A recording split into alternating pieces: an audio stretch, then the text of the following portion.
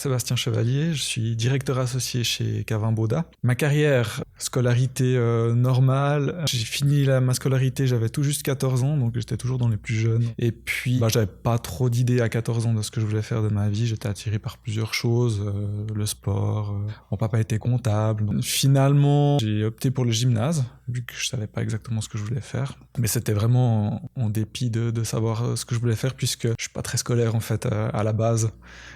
Ce qui m'a sauvé, c'est que j'avais de la facilité.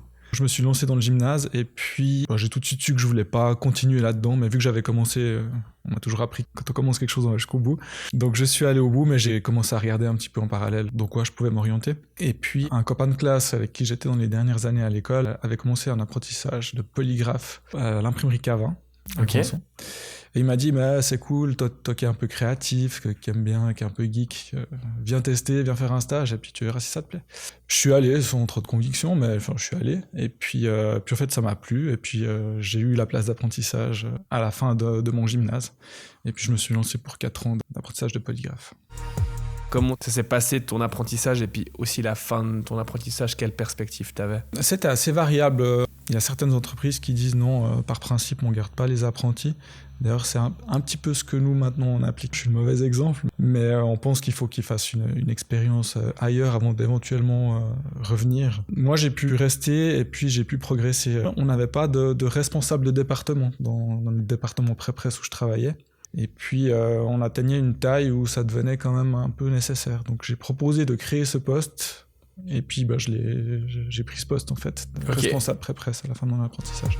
Et j'ai entamé une formation complémentaire en cours d'emploi, technicien de l'industrie graphique, ça s'appelait, c'est une formation qui n'existe plus, qui formait, en fait, les gens à avoir soit la responsabilité d'un département dans une grande entreprise, dans une grande imprimerie, soit pouvoir gérer l'entier d'une petite structure.